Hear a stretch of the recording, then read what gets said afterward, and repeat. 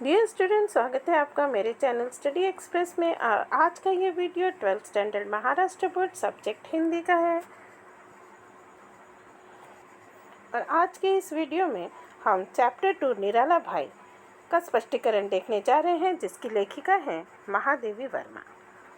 आज हम निराला भाई संस्मरण का लास्ट पैराग्राफ देखने जा रहे हैं। हम अंतिम जो पैराग्राफ है, अंतिम गद्यांश है, उसका स्पष्टीकरण इस वीडियो में देखेंगे। और इसके पहले हमने इस संस्मरण के 4 भाग देखे हैं। 4 भाग के वीडियो बनाकर मैं अपलोड कर चुकी हूँ। पार्ट 1, पार्ट 2, पार्ट 3 और पार्ट 4।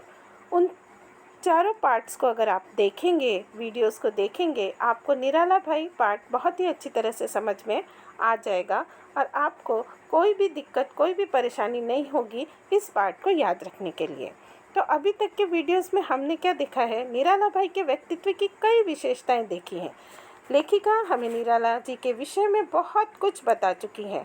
अब पाठ का अंत करते करते लेखिका जो है बहुत ही भावुक हो चुकी हैं, संवेदनशील हो गई हैं। पाठ का लास्ट पैराग्राफ देखते हैं, आखिरी गद्यांश देखते हैं। पाठ का अंत करते हुए उनके मन में, लेखिका के मन में अनेक शंकाएं उत्पन्न हो रही हैं। लेखिका कहती हैं कि निराला जी का समाज को देखने का नज़रिया अलग था, दृष्टिकोण अलग था, लिखने की कला सजग थी। फिर भी समाज उन्हें किस तरह से एक्सेप्ट करेगा, इस तरह का प्रश्न उनके मन में बार बार आ रहा है। निराला जी जो है अनफेवरेबल कंडीशन से साहित्य क्षेत्र में आए थे। परिस्थितियाँ जो थीं उनके फेवर में नहीं थी।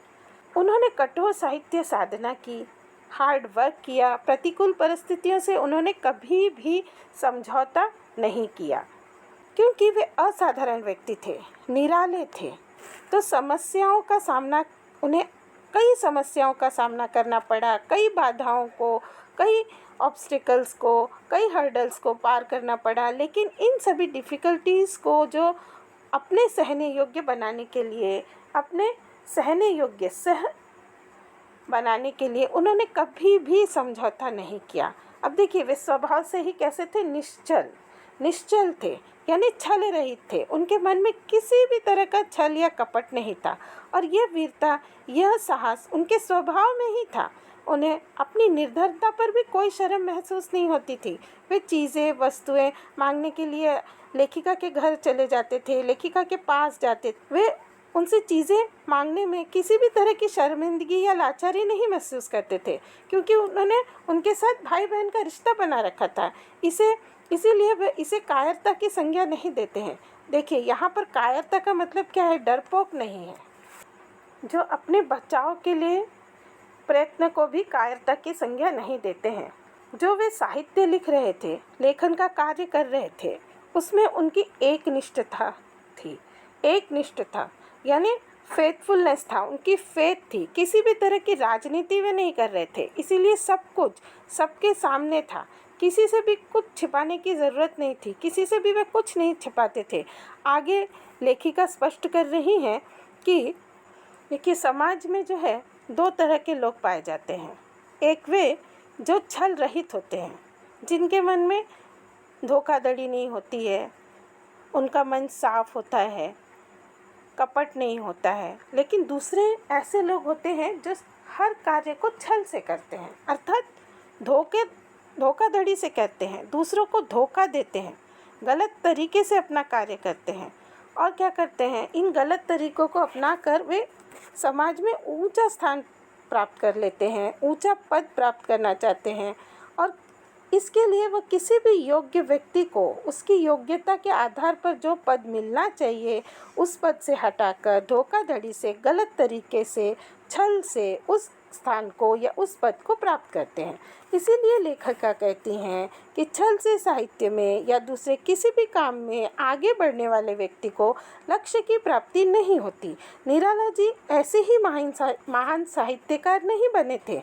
उनके मार्ग में भी अनेक प्रत्यक्ष अप्रत्यक्ष बाधाएं आईं, अनेक संकट आए। उन सभी मुसीबतों को चुनौती देते हुए, उन्हें उन डिफ़िकल्टीज़ को चैलेंज करते हुए वे आगे बढ़े हैं।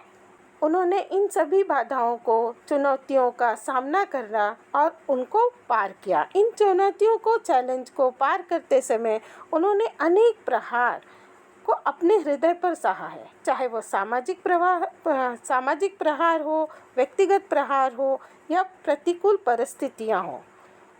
इन सभी चुनौतियों को, बाधाओं को पार कर जो व्यक्ति आगे निकलता है, उसी को नए युग का निर्माता कहते हैं। निराला जी का भी छायावादी युग के निर्माण में अपना महत्वपूर्ण स्थान है। छायावादी युग के 4 स्तंभों में से वे भी एक प्रमुख स्तंभ माने जाते हैं। निराला जी विद्रोह से क्रांति लाते थे। ऐसे लोगों का जीवन में बहुत कुछ सहन करना पड़ता है। देखिए, अगर आप कोई अच्छा कार्य करने जाते हैं, जीवन में आगे बढ़ना चाहते हैं, तो आपके भी कई दुश्मन होते हैं। वे क्या करेंगे, वो आपको ऐसे अच्छा कार्य करने से रोकते हैं, आपके मार्ग में बाधाएं उत्पन्न करते हैं। और यही बात लेखिका जो है हमें यहाँ पर समझा रही है। अपने जीवन के कड़वे अनुभव से साधारण मनुष्य जो है वो घबरा जाता है, मूर्छित हो जाता है, बेहोश हो जाता है। उनका सारा जीवन असहनीय बन जाता है। किंतु निराला जी असाधारण व्यक्ति थे। उनके जीवन के कटु अनुभव, अर्थात वे अनुभव जो विष की तरह थे, जो उनके सारे जीवन को विषाक्त, जहरीला बना सकते थे, उन्होंने उस जहरीले विष को भी पचा लिया। अर्थात पग पग पर अपने आने वाली मुसीबत, संकट, प्रॉब्लम्स का सामना करते हुए, उनसे लड़ते हुए वे आगे बढ़ते गए। और ऐसे मनुष्य ही क्या होता है, ऐसा मनुष्य ही परिपक्व बन जाता है। और उन्हीं अनुभव के कारण वे जागरूकता और मानवता का अमृत पी सके, यानी मानवता और जागरूकता के वे करीब पहुंच सके। नेक्स्ट पैराग्राफ हम देखते हैं कि उनके जीवन पर संघर्ष के प्रहार हुआ करते थे, आघात होते थे, संघर्ष के प्रहार हुआ करते थे, चाहे वो पारिवारिक प्रहार हो, सामाजिक प्रहार हो या परिस्थिति के प्रहार हो, लेकिन वे अपना कार्य करते रहते थे। उन्होंने कभी भी हार नहीं मानी। अपने जीवन में इतने संघर्षों का सामना करने के बाद भी वे जो थे, निराला जी जो थे, साहित्य लेखन करते रहते थे। वे न तो अपना आपा खोते, न किसी से कुछ कहते, शांत ढंग से अपने साहित्य लेखन का कार्य करते रहते। यही उनके जो है शक्ति के प्रमाण हैं। अब आगे देखते हैं, उनकी 3 विशेषताएं यहाँ पर बताई जा रही हैं। कठोर श्रम करते थे। वे हमेशा कठोर श्रम करते थे, साहित्य लेखन करते थे। तब वे ये नहीं सोचते थे कि उन्हें प्राइज़ मिलेगा या नहीं मिलेगा, प्राइज़ मनी मिलेगी, धन मिलेगा या नहीं मिलेगा।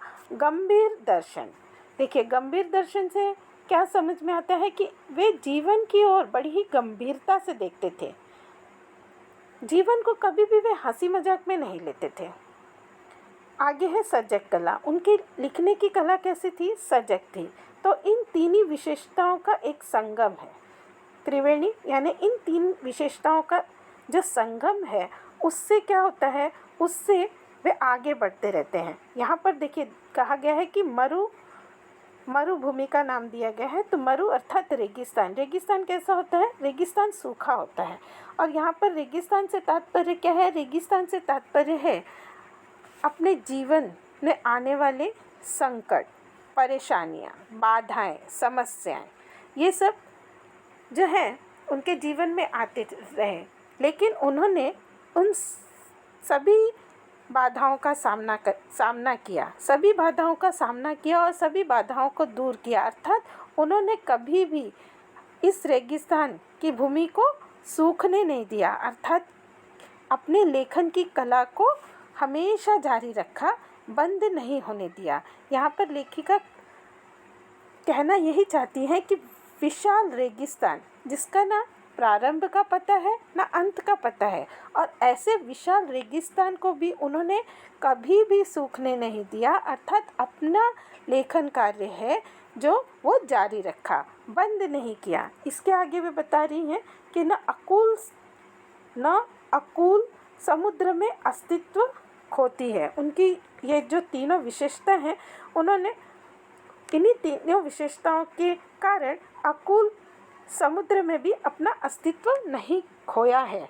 एक ऐसा विशाल सागर जिसका किनारा नहीं है, जिसका कोई कूल नहीं है, किनारा नहीं है, उसमें भी उन्होंने अपना अस्तित्व नहीं खोया। अर्थात उस युग के जो उनके समकालीन साहित्यकार थे, उनके साथ उनका उठना बैठना था, उनमें भी उन्होंने अपना अस्तित्व बनाकर रखा था, अपनी लेखनी का कार्य करते रहते थे। ये लेखिका बता रही हैं कि निराला जी की कदकाठी अच्छी थी, वे ऊंचे कदकाठी के थे और ईश्वर ने निराला जी को इतना सुंदर बनाया था, इतना हट्टा कट्टा बनाया था कि उनको बाहरी रूप से अपने सौंदर्य को बढ़ाने की कोई ज़रूरत नहीं थी। जो उनका सौंदर्य था वह अपने आप में ही बहुत ही अच्छा था, तो उन्हें कोई ज़रूरत नहीं थी कि वह किसी भी एक्सटर्नल सुंदरता से अपने आप को खूबसूरत बनाए।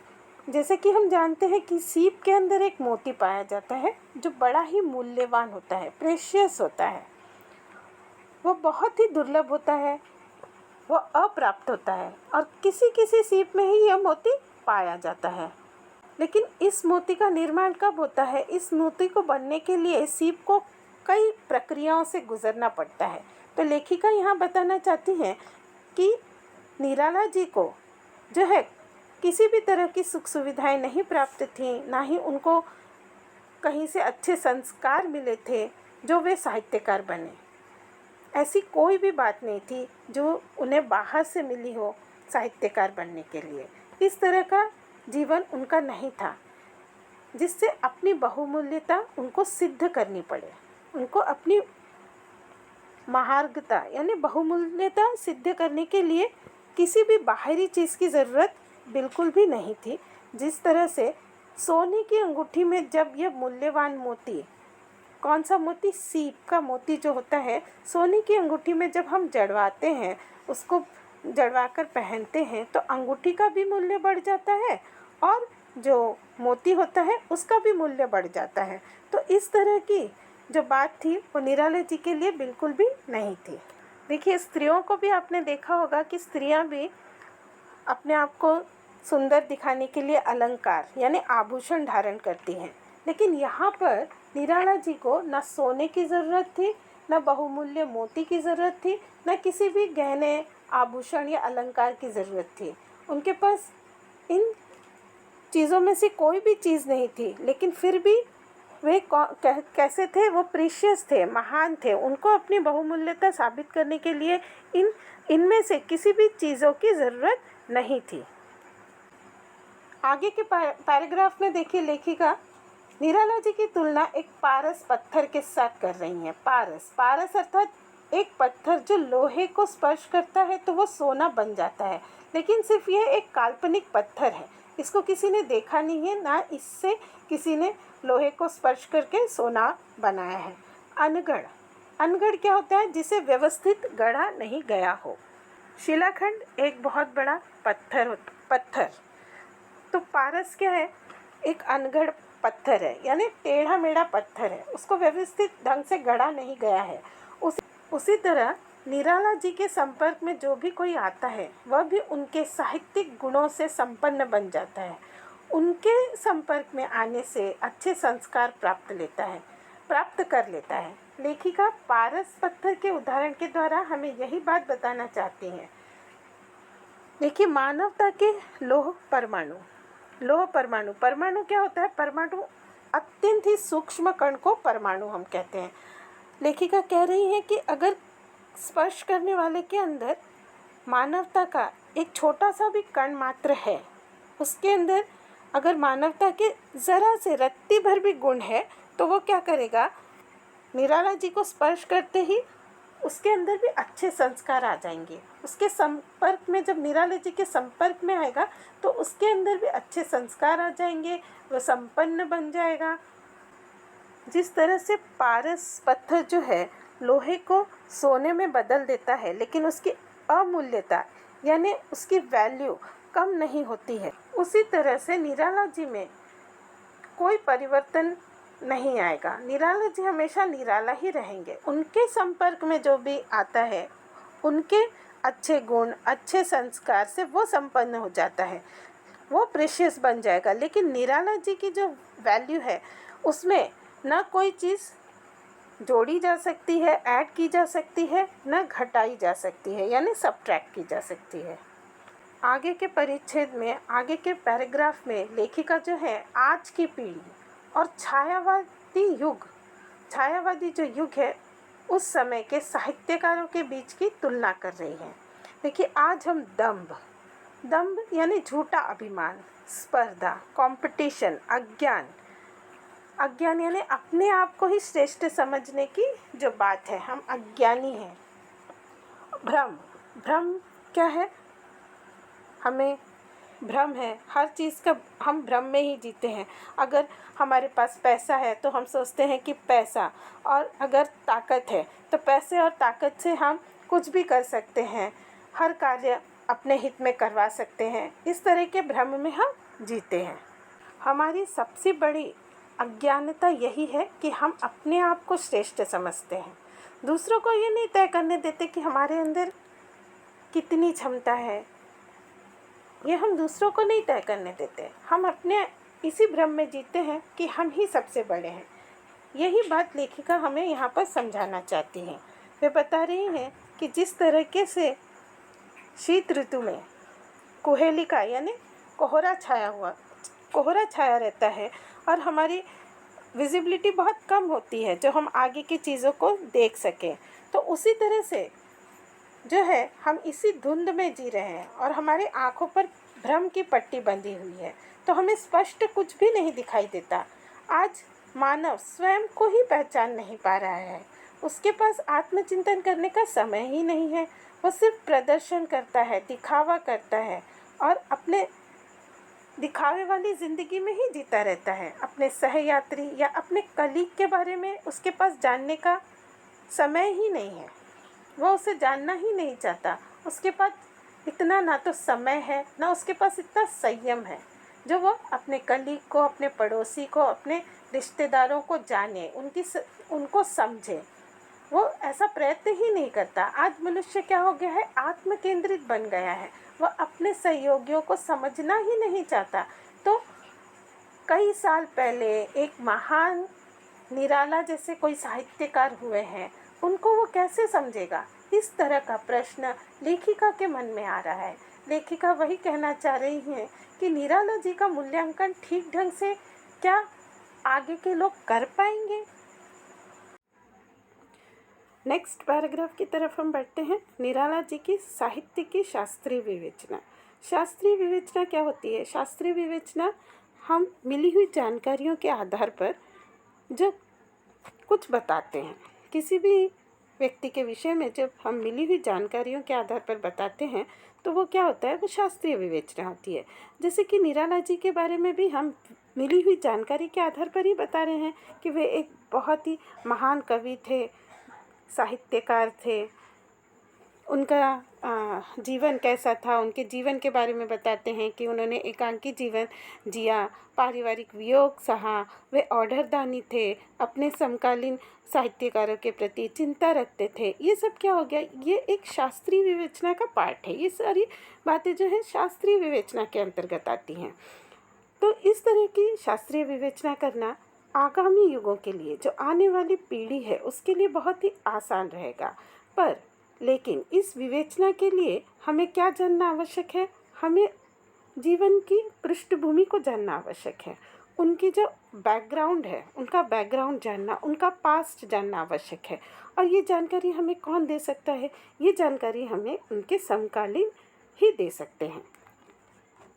समकालीन साहित्यकार जो निराला जी के समय के साहित्यकार हैं, उनके समय के जो लोग हैं, जैसे कि महादेवी वर्मा हो गई, मैथिली चरण गुप्त हो गए, सुमित्रा नंदन पंत हो गए, ये सभी उनके समकालीन थे।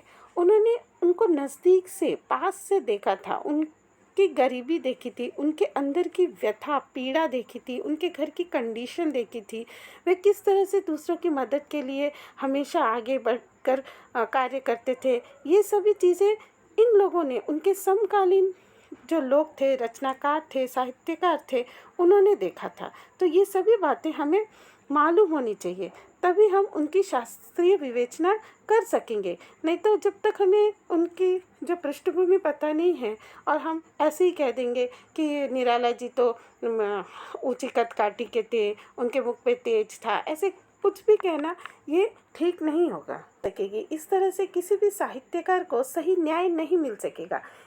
लेखिका यहाँ पाठ के अंत में कहती हैं, मैं उनकी समकालीन हूँ। लेखिका उनकी समकालीन थी, उनके समय की थी, तो उन्होंने उन्हें नज़दीक से देखा है। लेखिका कह रही हैं कि मैंने उन्हें नज़दीक से देखा है, मैं आप तक ये सारी बातें पहुंचा रही हूँ। अब आपका ये कर्तव्य बनता है कि आप नेक्स्ट जनरेशन तक ये सारी बातें, सही सही बातें, सही जानकारी आप नेक्स्ट जनरेशन तक पहुंचाएंगे। आगे देखते हैं हम। लास्ट पैराग्राफ है। लास्ट पैराग्राफ, साहित्य के नवीन युगपथ पर निराला जी की अंक संस्कृति गहरी और स्पष्ट, उज्ज्वल और लक्ष्यनिष्ठ रहेगी। अब आपको पता है कि निराला जी ने नवीन युग का निर्माण किया था। उन्होंने छायावादी युग का निर्माण किया। तो इस नवीन छायावादी युग पर निराला जी की जो अंक संस्कृति है ये गहरी रहेगी और स्पष्ट भी रहेगी, उज्ज्वल यानी सफ़ेद रहेगी और लक्ष्यनिष्ठ रहेगी। और इस मार्ग के हर फूल पर उनके चरण का चिन्ह रहेगा। जो छायावादी युग है उस मार्ग के हर फूल पर उनके चरण चिन्ह रहेंगे, यानी उनके पैरों की छाप रहेगी। और जो शूल हैं, जो कांटे हैं, जो उन्होंने पीड़ा सही है, उस पर उनके रक्त का रंग रहेगा।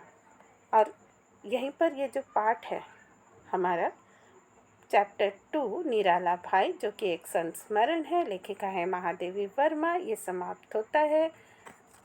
Thanks for watching the video जितने पार्ट में मैंने बनाई है, आप सभी पार्ट देखेंगे तो आपको बहुत ही आसानी से निराला भाई समझ में आ जाएंगे। पार्ट 1, पार्ट 2, पार्ट 3, पार्ट 4 और पार्ट 5। आप सभी वीडियो बहुत ही कंसंट्रेट करके देखिए, समझिए, आपको बहुत ही अच्छा पार्ट लगेगा और आप बहुत आसानी से पूरे पार्ट को समझ जाएंगे। Thanks for watching the video.